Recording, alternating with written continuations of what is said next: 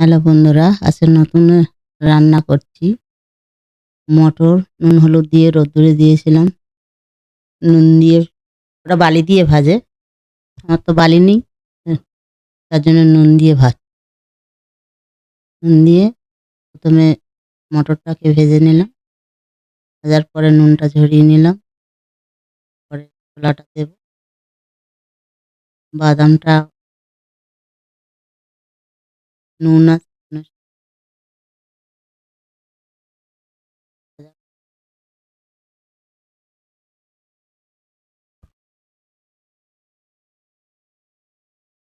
নুনটা ভালো করে ঝরিয়ে নিতে হবে।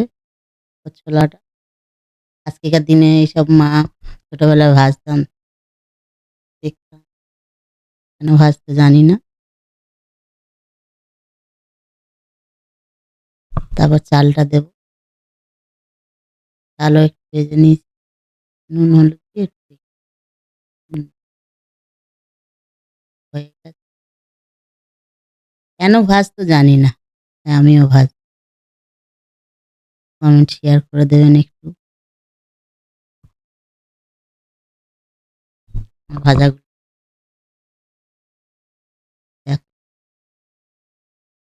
সুন্দর করে ভাজা হয়ে গেছে।